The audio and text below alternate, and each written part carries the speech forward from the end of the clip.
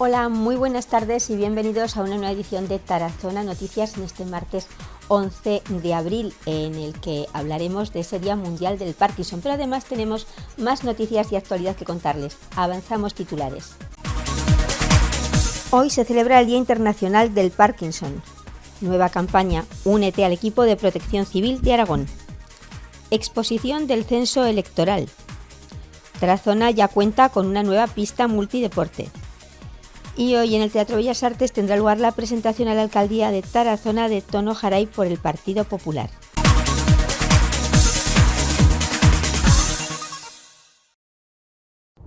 En Tarazona encuentras todo lo que necesitas. Tenemos empresas de comercio, servicios, hostelería y profesionales de todo tipo. ACT somos todos. Descubre y disfruta de Tarazona, tu ciudad. Juntos somos más fuertes.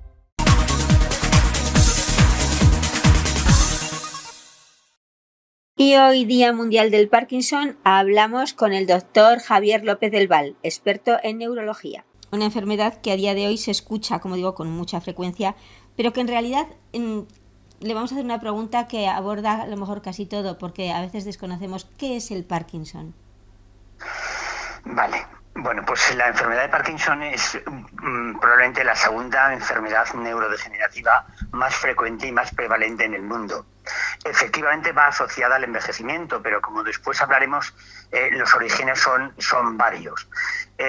Nuestro cerebro funciona porque las neuronas fabrican una serie de sustancias químicas encaminadas a mejorar nuestro bienestar. Por ejemplo, si a ti te dicen un piropo, pues sin quererlo, ¡boom!, te pones colorada porque se produce una vasodilatación emocional porque se libera una sustancia cerebral que vasodilata las arterias.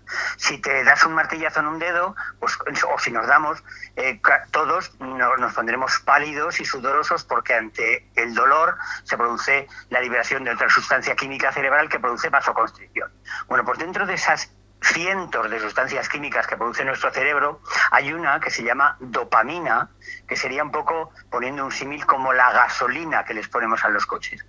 Un coche, por muy bueno que sea, si no tiene gasolina no funciona, y nuestro cerebro, si no fabrica dopamina, el coche, nuestro cuerpo, no se mueve.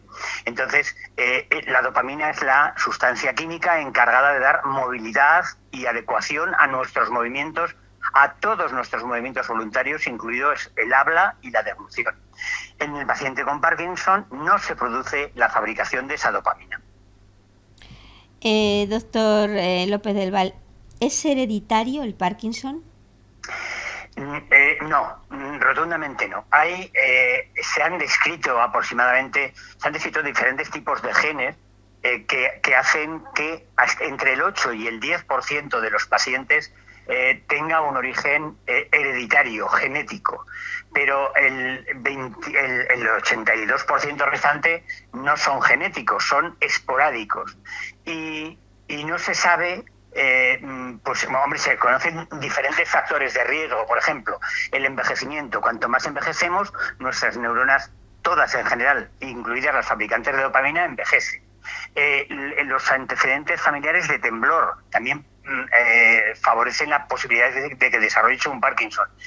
Fíjate qué cosas tan curiosas. El vivir en medio rural, el consumir agua de pozo, el contacto con pesticidas, con conservantes, con tóxicos industriales, todo eso hace que las personas susceptibles se vean afectadas por esos tóxicos o por ese agua de pozo, que tendrá lo que tenga en su composición, que va destruyendo o matando neuronas fabricantes de dopamina.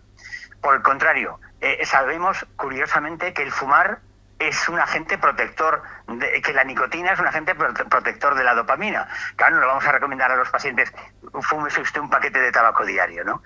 Pero, pues en realidad hereditario solo hay un 8 o 10% y el resto tiene múltiples causas. ¿Hay edad para el Parkinson? Habitualmente es una enfermedad que comienza por encima de los 55-60 años, pero en los últimos años hemos ido viendo, probablemente por el consumo de tóxicos o por la toxicidad ambiental en general, más enfermos que desarrollan enfermedad de Parkinson por debajo de los 50 a 45 años. ¿Cuáles son los primeros síntomas que podemos presentar pues a la hora de decir posiblemente tenga un Parkinson? Fíjate, es curioso, los síntomas cardinales de la enfermedad siguen siendo el que el paciente tenga un cierto temblor cuando está en reposo, no cuando coges la cuchara ni cuando coges un vaso. El temblor de acción, cuando coges un vaso aparece en el temblor esencial, no en el Parkinson. En el Parkinson aparece temblor de reposo, aparece lentitud motora, lentitud articular o rigidez muscular y esa hipocinesia. Esa lentitud hipo es disminución cine movimiento, hay una disminución del movimiento. Eso hace que el paciente tenga una sensación de inestabilidad y una pérdida de los reflejos posturales, pero en los últimos años, 3 o 4 años, hemos aprendido a buscar lo que llamamos síntomas no motores o síntomas preclínicos, que aparecen antes de estos 3 síntomas fundamentales que son el temblor, la rigidez y la hipocinesia. Y estos serían, por ejemplo, la pérdida del olfato. Más del 80% de los pacientes que desarrollan un Parkinson años antes han perdido olfato, como pasaba con la COVID, pero en este caso no por el COVID, sino por la degeneración parkinsoniana. Muchos de ellos cuentan historia de trastornos del sueño, de pesadillas, de agitación nocturna, de estreñimiento sin motivo aparente, de depresión o tendencia depresiva, de cambios en su personalidad, de cierto trastornos visuales como sensación de que vean cosas extrañas, cansancio, me canso, y trastornos urinarios, por ejemplo, necesidad de ir urgentemente al baño cuando te vienen las ganas, cosa que no pasa habitualmente. Que no controlas. Bueno, pues todos estos síntomas son lo que llamamos síntomas no motores o síntomas preclínicos por los que tenemos que preguntarle al paciente. Cuando el paciente lo veamos en la consulta, no solo es obligatorio preguntarle si tiene temblor, si tiene rigidez, si está lento, sino si ha desarrollado desde hace meses o incluso años antes este otro tipo de síntomas preclínicos. Me ha llamado la atención porque habla de diferente tipo de temblor, porque siempre asociamos el temblor al Parkinson, pero ha discernido entre el temblor en quietud, que sería el propio del Parkinson. El temblor parkinsoniano, es decir, el temblor del enfermo de Parkinson, el paciente parkinsoniano tiembla cuando está quieto, cuando está en reposo, cuando está sentado viendo la tele. Y le tiembla la mano, le tiembla la pierna. Pero esa mano, si se dirige a coger un vaso, en ese momento no hay temblor. No hay temblor. Esa es la diferencia con lo que llamamos temblor esencial familiar, es un temblor de acción. El de Parkinson es de reposo. Claro, lo que más nos importa ahora, porque claro, las personas que lo tienen, nadie estamos exentos.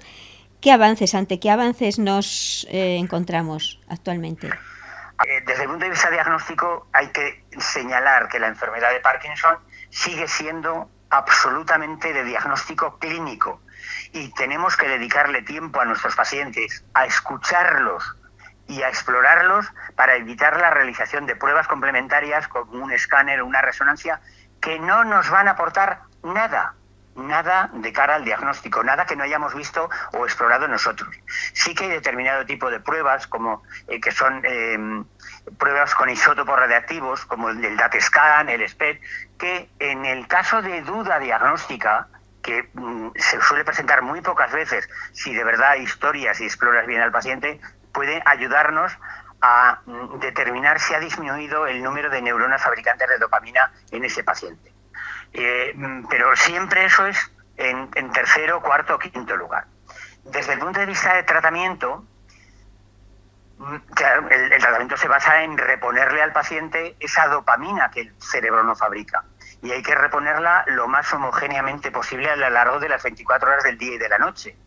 Y ahí aparecieron otro tipo de medicamentos, como serían los que llamamos agonistas dopaminérgicos, que son estimulantes de la fabricación de dopamina, como si le plantáramos en la maceta cerebral al paciente un abono para hacer que sus neuronas crezcan más y fabrique él más su propia dopamina y aumentar la eficacia de la dopamina que ya le estábamos dando oral.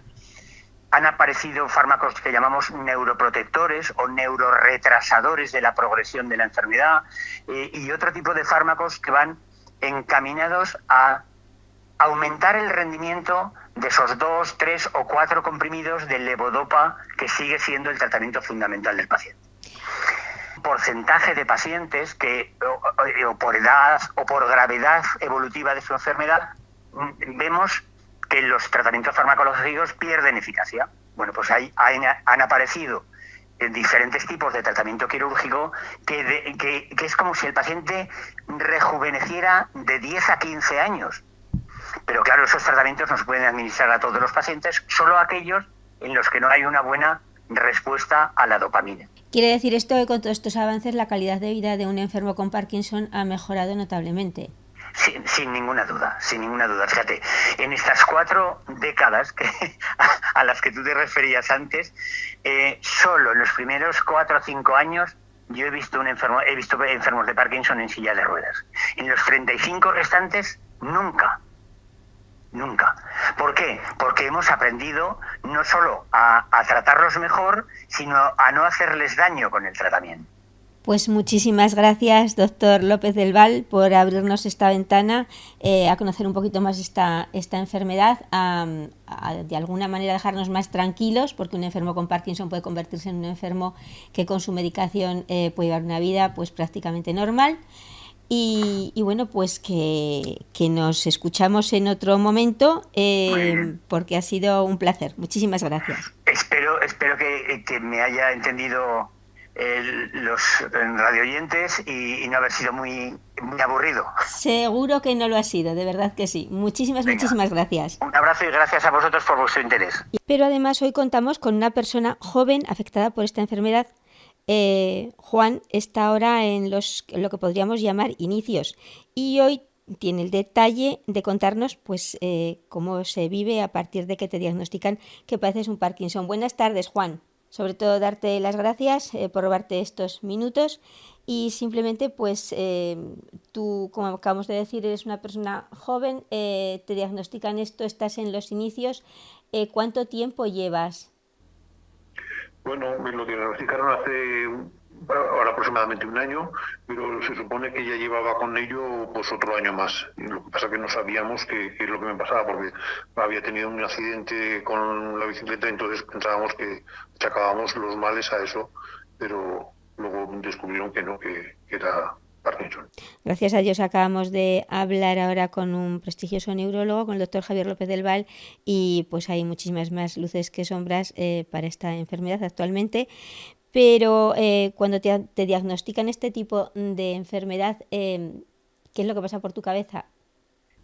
Pues lo primero es un palo muy grande, porque todos conocemos que es que no tiene de momento una solución fácil, pero se pasa, bueno, de todas maneras sigo con pastillicas tranquilizantes, porque hay momentos pues que te hundes un poco, pero gracias a la familia y a los amigos pues te vienes arriba un poco para seguir adelante.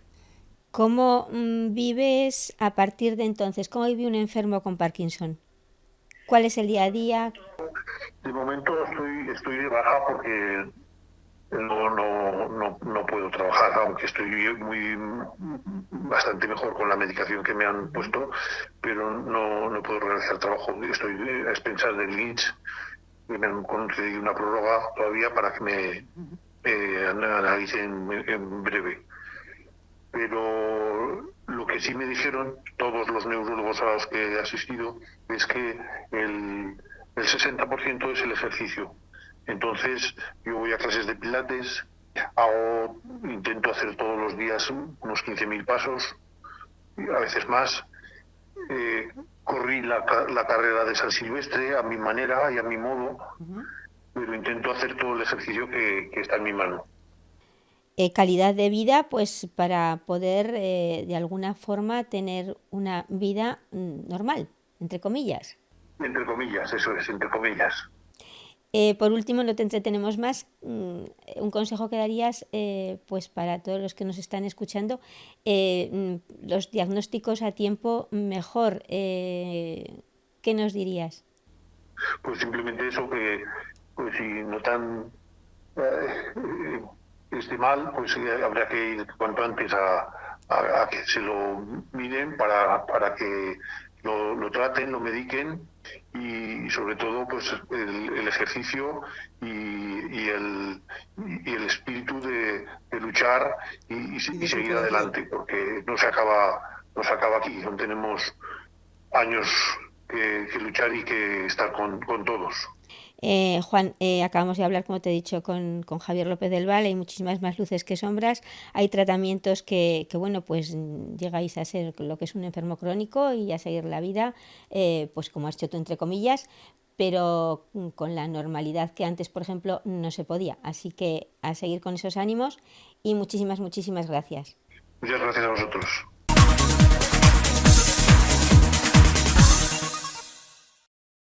Y Protección Civil lanza una nueva campaña y te invita a que te hagas voluntario.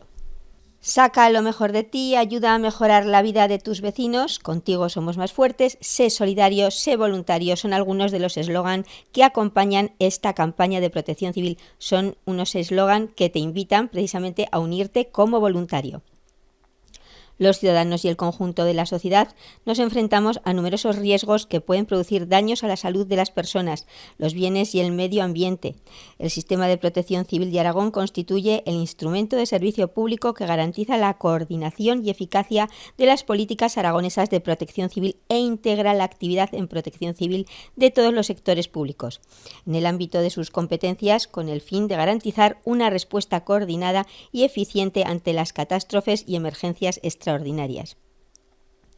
La participación ciudadana en las tareas de protección civil y en las emergencias se canaliza a través de las agrupaciones de voluntarios de protección civil que en Aragón forman una red que alcanza casi todo el territorio. En Aragón, los voluntarios de protección civil actúan en los ámbitos de la prevención y en el ámbito de las emergencias, bajo supervisión de los profesionales. Así que ya lo sabes, hazte voluntario a través de la web voluntarios.pca.es.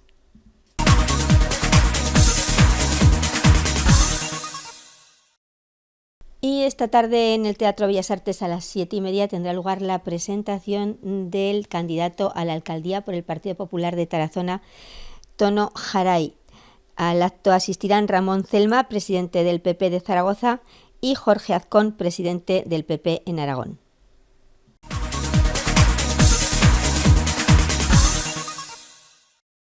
Y una buena noticia para todos los deportistas, porque Tarazona cuenta con una nueva pista multideporte. Está situada en la Ronda de la Faceda y la construcción de 800 metros cuadrados, 40 metros de longitud y 20 metros de ancho está equipada con 2 unidades de frontal multideporte con portería y canasta de básquet formado por estructura metálica y paneles de polietileno de alta densidad en todo su perímetro, lista para el disfrute de jóvenes y de adultos.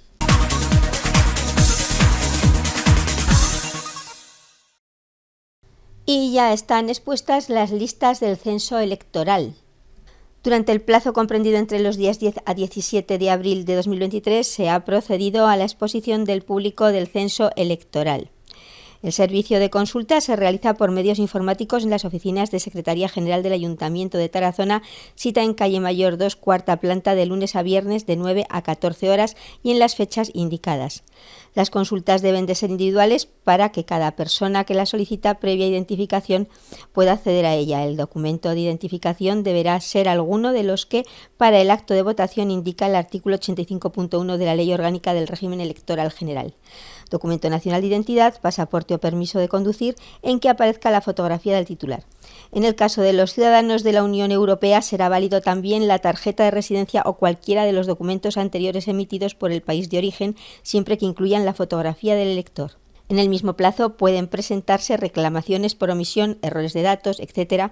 en los impresos que se les facilitará en la oficina municipal, acompañando fotocopia del documento de identificación del reclamante. Rogamos a todos los ciudadanos que procedan a realizar la consulta de sus datos en el censo electoral a fin de evitar problemas posteriores.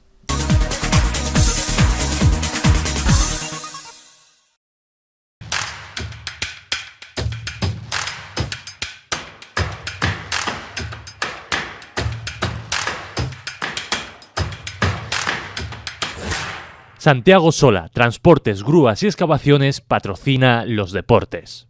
Pues ha llegado el momento en esta edición de Tarazona Noticias para hablarles de deporte, en este caso para transmitirles las últimas novedades con respecto al balonmano, en concreto de Balonmano Tarazona, porque podemos contarles una gran actuación de los diferentes equipos del conjunto turiasonense en el Torneo Nacional Balonmano Villa de Ágreda. Competían con 3 de sus equipos escolares y finalizaban el torneo de Ágreda con 2 campeonatos y un subcampeonato. Nos centramos en primer lugar en las medallas de oro. Primera posición para el equipo infantil femenino y también para el cadete masculino, mientras que el cadete femenino conseguía la medalla de plata. Por tanto, gran balance para Balonmano Tarazona, que de los 3 equipos con los que competían, pues todos ellos consiguieron acabar entre las primeras posiciones, con 2 primeras posiciones en concreto y una segunda posición del cadete femenino. Además, tenemos todavía más buenas noticias, porque 2 de sus jugadoras se llevaron el MVP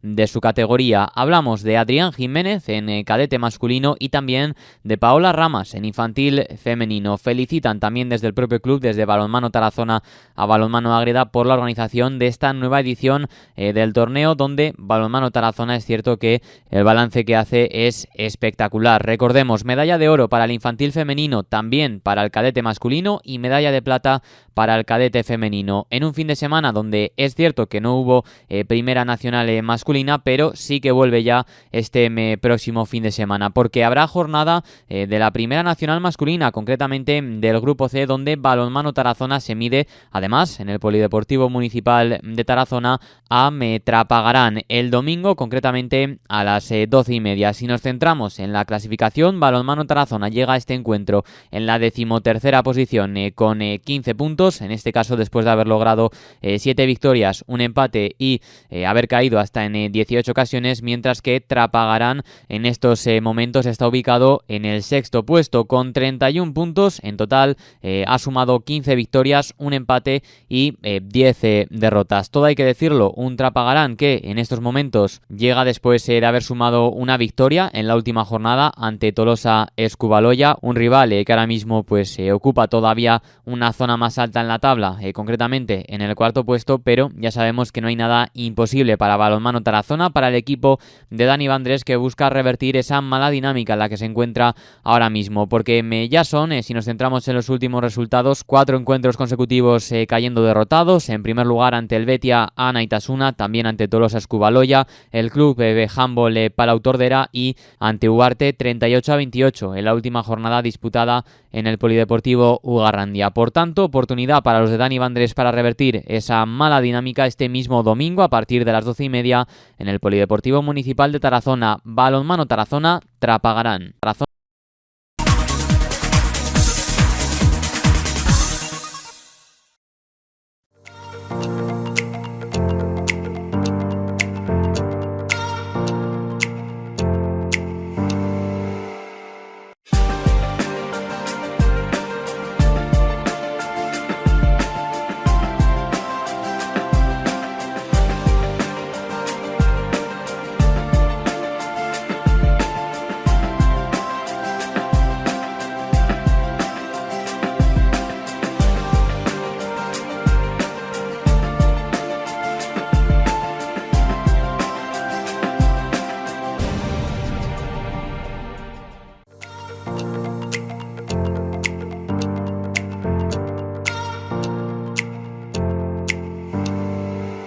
Y hasta aquí las noticias de hoy. Agradecemos que nos hayan acompañado y les volvemos a emplazar esta tarde a las 9 en la segunda edición y mañana a esta misma hora aquí en Antena Aragón Tarazona Noticias.